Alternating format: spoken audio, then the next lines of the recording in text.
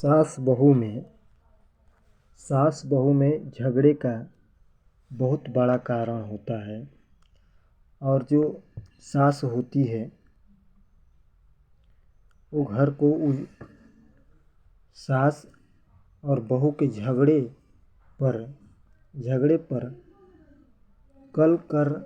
कलह से घर उजड़ने का एक कारण मुख्य होता है। और इससे बचने का उपाय समझिए किस तरह से हम सास बहू के झगड़े से बच भी सकते हैं। देखिए, अगर आपको जिस तरह से आप अपने बेटी को मानते हैं उसी तरह बहू को भी मानना चाहिए। इस तरह से पूरा परिवार चलता रहेगा।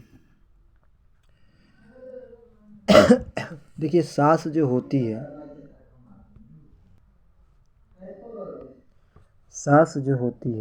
और बहू में झगड़े हमेशा होते रहते हैं। तो अगर सास अपने बेटी की तरह बहू को मानेगी तो झगड़े नहीं होंगे।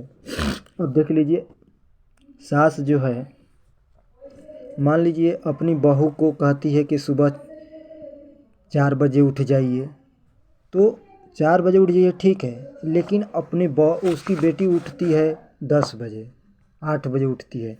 तो जब आपको अपने बेटी को नहीं उठा सकती है तो बहू को भी नहीं उठाना चाहिए, क्योंकि वो तो दूसरे घर से आई है।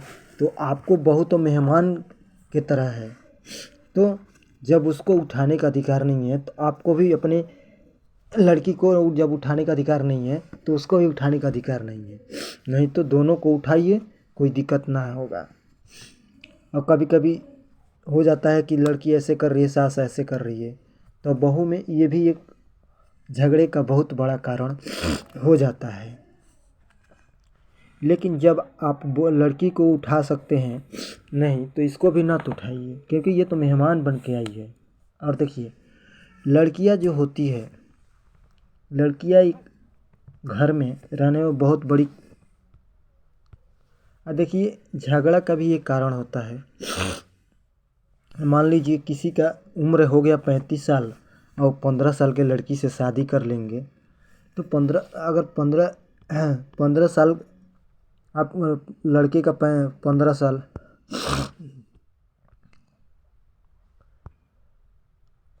लड़के का उम्र है आपको 15 साल, लड़की का उम्र है 15 साल और लड़के का उम्र है आपको 35 साल मान लीजिए। तो 35 साल हो गया तो शादी तो हो जाती है, लेकिन ऐसा नहीं करना है। जब शादी हो जाती है तो क्या होता है, जब इसकी जवान होगा तो बूढ़ा हो जाएगा, तो लड़की का तो ज़िंदगी खराब हो जाता है।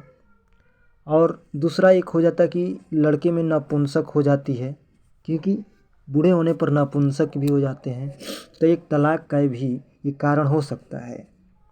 और देखिए, 497 अनुच्छेद के तहत कारण है जो लड़कियां जो है, अगर शादीशुदा कोई महिला है और किसी पुरुष ले अगर संबंध उसका रहता है तो उसको अपराधी माना जाता था।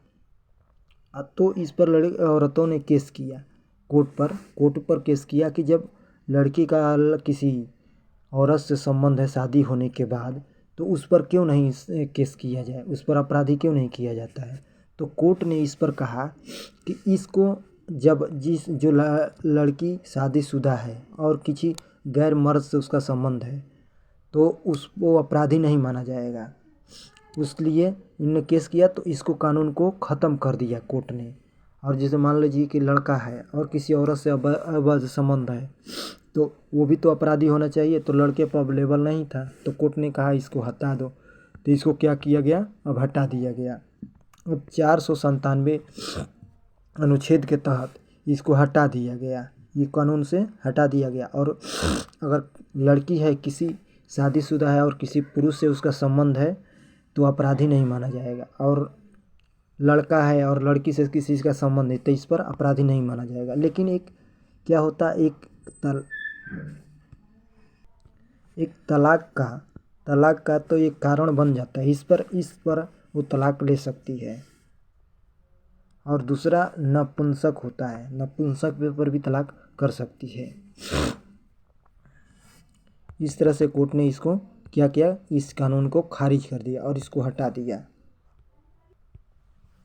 अब देखिए, जब लड़की है, आपकी लड़की होती है तो उसको कितने अपनी बेटी के समान मानते हैं, उसी तरह आप बहू को भी मानेंगे तो कोई झगड़ा लड़ाई नहीं होगा। इस तरह से आप बहू को भी मानिए। तो औरत तो क्या कहती है, लड़कियां को जो पालती है तो कहती है कि ये लड़की हमारी पराया घर की है।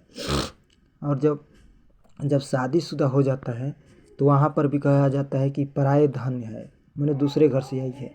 तो अगर वो सास को वो भी बोले कि आप भी पराया है तो कितना बुरा लगेगा। तो इसलिए ये सब नहीं कहना चाहिए, ये घर का झगड़े का एक कारण बन जाता है।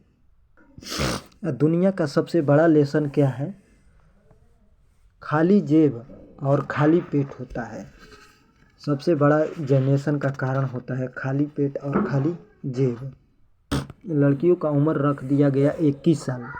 21 साल तो हो गया, 21 साल में वो क्या कर देगी, पीजी तक कर लेगी। लेकिन ये शिक्षा में भी अनिवार्य कर देना चाहिए कि आपको 21 साल पर ग्रेजुएशन करना है, तो इससे सब लोग पढ़ते। अगर लड़का अपनी सास और ससुर को, लड़की ने कहा, एक लड़की बोली कि बूढ़े माँ बाप को घर से बाहर लोग निकाल देते हैं, अगर लड़के पर जिम्मेवारी दे दिया जाए तो दुनिया से वृद्धाश्रम ख़त्म हो जाएगा। तो इस पर लड़के ने बोला, अगर लड़कियां अपने जिस तरह से अपने माँ को मानती है तो उसी तरह सास ससुर को मानेगी तो दुनिया से ही वृद्धाश्रम ही ख़त्म हो जाएगा। इस पर लड़के ने बोला। और देखिए, सास बहू का,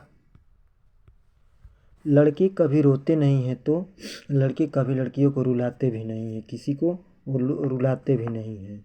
लेकिन लड़कों का एक नापसंद ये चीज़ होता है कि मुंह फुला लेना। जब कोई भी लड़की मुंह फुला लेती है तो क्या करेगी, खाना देगी तो इसे फेंक देगी कि लो खा लो। तो इसे ये लड़कों का ये पसंद नहीं होता है और फिर कलह का बना रहता है। तो ऐसा ना मुंह फुलाओ कि वो लड़कियों के बगैर जीना सीख ले। क्या मतलब, लड़की के बिना, औरत के बिना ही वो ज़िंदगी में जीना सीख ले, इससे आपका ही नुकसान होगा। ये ऐसे ना कर लें कि ताकि लड़के आपसे मुंह फेर दे और आपके बिना ही ज़िंदगी जीना सीख ले। और दुनिया का सबसे बड़ा लेसन क्या होता है, खाली जेब और खाली पेट होता है। जिस तरह आप अपने बेटी को प्यार करते हैं उस तरह अपने बहू को करें तो कभी लड़ाई नहीं होगा। और ये सबसे बड़ी कारण होती है। ये भी जिंदगी में कभी जो पैर ठोकर नहीं खाया है तो ऊंचे मंजिल पाने का वो ख्वाब नहीं रखता है। जिस तरह से हम आगे बढ़ते हैं उसी तरह इसका भी बढ़ने का एक साधन होता है। तो जिस तरह से आप अपने बेटी को मानते हैं उसी तरह अपने बहू को मानिए तो झगड़ा नहीं होगा, इससे आप बच सकते हैं। उतना ही सम्मान दे दीजिए, क्योंकि और ये जो सास होती है ये तो मान लीजिए आप भी तो पराया थे।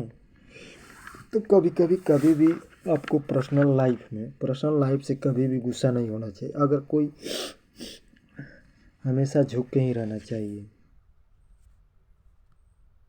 इससे आपके प्रेरणा बनी रहेगी।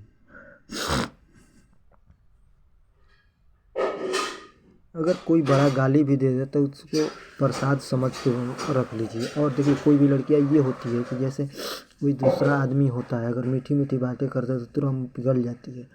और लड़कियों के यहाँ तो सोशल समाज से वो वंचित होते हैं, मतलब जानकारी होते हैं, सब चीज़ जानते हैं, कौन क्या कर रहा है, क्या बोल रहा है। अगर कोई मीठी मीठी बातें कर दे लड़के के सामने तो कहा जाएगा कि झूठी है, ये है वो है। लेकिन लड़कियाँ तुरंत पिघल जाती है क्योंकि ये समाज से नहीं उभरी हुई है। शिक्षा एक किताबी नॉलेज होती है।